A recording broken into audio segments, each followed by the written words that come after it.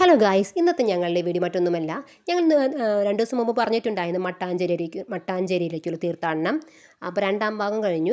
ഇനിയിപ്പോൾ 3ാം ഭാഗമാണ് ഞങ്ങൾ കാണിക്കാൻ പോകുന്നത്. 450 വർഷം പഴക്കമുള്ള മട്ടാഞ്ചേരിയിലെ ജൂത സിനഗോഗും ജൂത തെരുവുമാണ് ഈ കാണുന്നത്.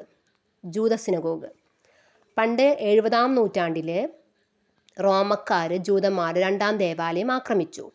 അപ്പോൾ റോമക്കാർ ആക്രമിച്ചതിന് ശേഷം ജൂതന്മാർക്ക് പല സ്ഥലങ്ങളിലുള്ള ജൂതന്മാർക്കും പല രാജ്യങ്ങളിലുള്ള ജൂതന്മാർക്കും ഈ അനുഭവം തന്നെ ആരംഭിച്ചു. അപ്പോൾ അവർക്ക് ഒരിടത്തും നിൽക്കാനുള്ള സ്ഥലമില്ലാതെയായി പൊറുതിമുട്ടി അവർ പല രാജ്യങ്ങളിലേക്കും കുടിയേറി പാർത്തു. അങ്ങനെ വന്നവരാണ്. അങ്ങനെ ഒരു ജൂത വിഭാഗം ഇവിടെ കേരളത്തിലേക്ക് വന്നു. അപ്പോൾ അവർക്ക് വേണ്ടി 1568 ഇവിടെ പള്ളി പണിയിച്ചു, ജൂത സിനഗോഗ് പണിയിപ്പിച്ചു. പിന്നീട് 1948 ഇസ്രായേൽ രാഷ്ട്രം വന്നതോടുകൂടി കേരളത്തിലുള്ള പല ജൂതന്മാരും മറ്റു പല രാജ്യങ്ങളിലേക്കും ഇസ്രായേലിലേക്കും കുടിയേറി. ഇവിടെ ഇപ്പോൾ ജൂതന്മാരുടെ ഷോപ്പുകളൊക്കെ ഉണ്ട്. അതുപോലെ തന്നെ അവരുടെ ഹാൻഡിക്രാഫ്റ്റ്, ആർട്സ്, തുണിക്കടകളൊക്കെ ഇവിടെ ഉണ്ട്. അപ്പം ഞങ്ങൾ അവിടെ നിന്ന് ഫോട്ടോ എടുത്തു.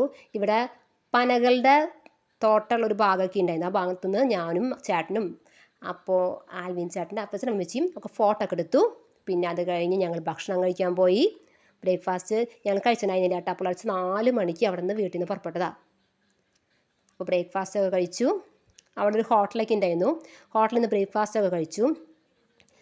അപ്പം ഞങ്ങളിനി മറ്റുള്ള ഭാഗങ്ങൾ ഞങ്ങൾ ഇടും. ഇനിയുള്ള ദിവസങ്ങൾ ഞാൻ ഇടും.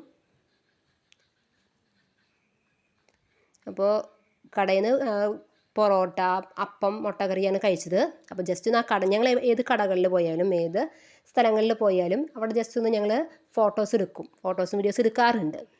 കടകളിലത്തെ ട്രോഫികളൊക്കെ ഇനി കാണിക്കുന്നത്. ഓക്കെ, ഇവർ ഇഷ്ടപ്പെട്ട ലൈക്ക് ചെയ്യുക, സബ്സ്ക്രൈബ് ചെയ്യുക. Okay, by.